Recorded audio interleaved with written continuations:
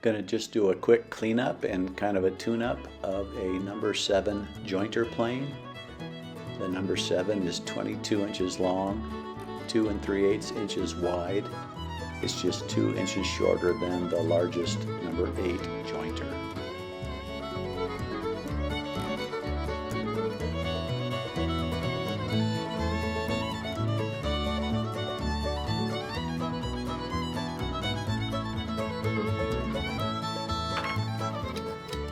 As I said, this is a jointer plane in the array of planes in a 1 through 8 Stanley planes. The jointers are considered the number 7 and the number 8. The number 8 is 24 inches long and 2 5/8 inches wide. This plane is 22 inches long and 2 3/8 inches wide. The plane below this is a number 6, which is they call the 4 plane, and that's only 18 inches long.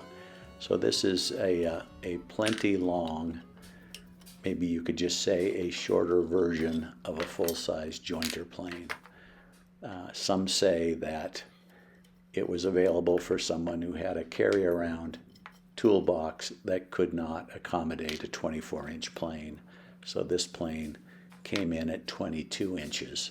And just a little bit narrower at 2 3/8 inches. It works great as a jointer plane. This one I have is a relatively old type. It's got the short knob, non-adjustable frog, and all it really needed was a good clean up, a good dusting. Someone had painted this frog, and they got paint all over that mating surface where the frog comes up against the plane blade, and there were just some kind of orange peel in that paint job. It was not well done, and so I'm just taking a piece of sandpaper.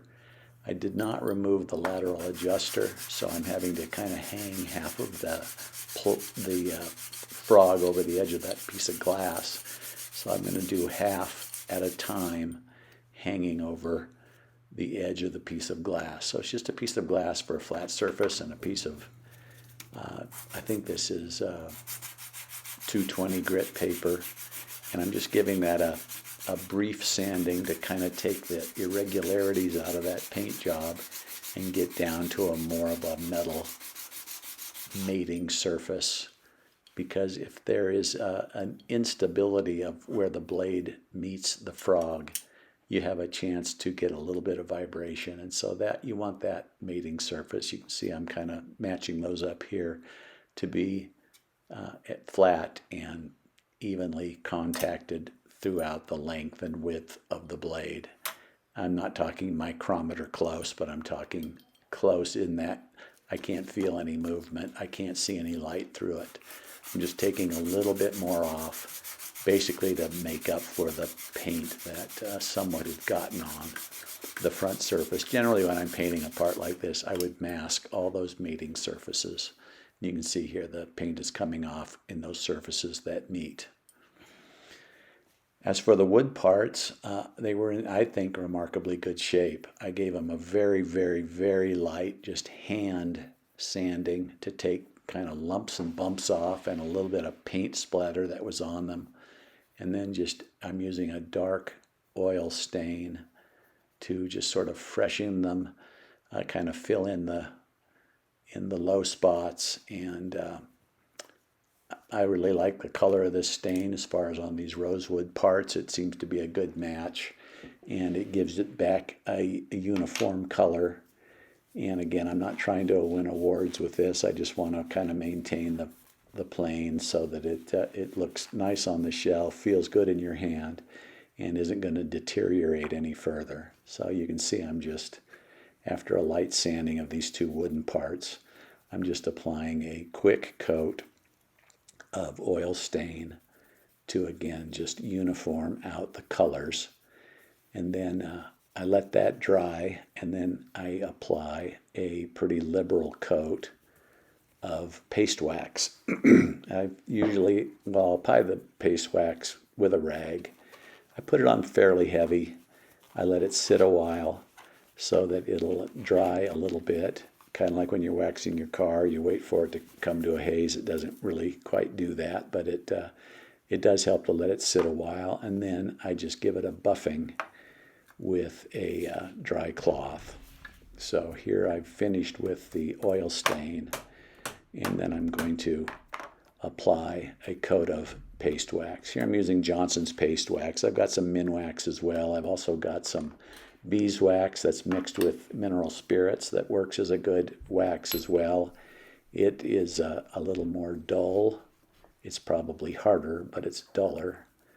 This stuff applies very easily. You let it sit a while, use a dry cloth to buff it, and I think you get a nice shiny finish that really feels good in your hand, and I'm certain protects the wood, maintains the wood just against the weather, etc. The plane lives in a dry, warm environment. I don't think that any of these parts are going to deteriorate any further, so I'm just basically sprucing them up a little bit and maintaining the look and the feel of the old plane. There I've done applying it, and I take a dry rag now and give them kind of a quick buffing, just as you would any wax surface. It's the buffing that brings up the shine and kind of hardens off the wax so that it's not gummy at all feeling in your hand, but instead it's very smooth, and it gives the wood a nice sheen, not a kind of a phony glossy sheen that you'd get from a lacquer, but more of a dull, smooth sheen. I think it's a very good look on rosewood. So here I'm just going to put it back together. I've dusted it, I've cleaned it, I've wiped the body of the plane down as well with wax on the painted surfaces. I'm just going to apply these. I cleaned up all the screw heads, I cleaned up the brass adjusting wheel, and here I'm just screwing these parts back together. It's better to put the tote on first because the lateral adjuster of the frog gets in the way of those screws. I put on the adjusting wheel. Remember, those go on anti-clockwise so that when you're turning them clockwise, you're advancing the blade into the shoe of the blade, into the shoe of the plane. So these two screws hold the frog. This is, like I say, an old-fashioned non-adjuster screw version, so you have to adjust the forward and back movement of the frog by eye. I think the most important part of this is to get it parallel, or perpendicular to the plane so that the blade is sitting perpendicular. Then I just apply the lever cap. I usually tighten it, put the screw down to the lever cap, give the screw another maybe almost full rotation, and you've got a nice tight lever cap. I also wax the body of the plane, and so here I'm going to just apply some paste wax to the sides and to the bottom of the sole. And I usually do this on the metal parts. I apply the wax with steel wool. Don't know that it helps. I just feel better about it. I feel like it's kind of burnishing the metal as it's rubbing the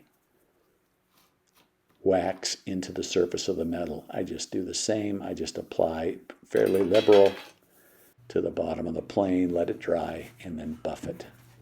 Here I am working just a piece of wood, certainly a short piece of wood for such a long plane. The idea in a jointer plane is that the long length of the shoe will span low spots in a piece of wood and take off the high spots to where in the end you end up with a flat, straight line to joint with. Hope you've enjoyed this short video. If you have, I'd ask you to please subscribe, and thank you for watching. This is the number 7 jointer plane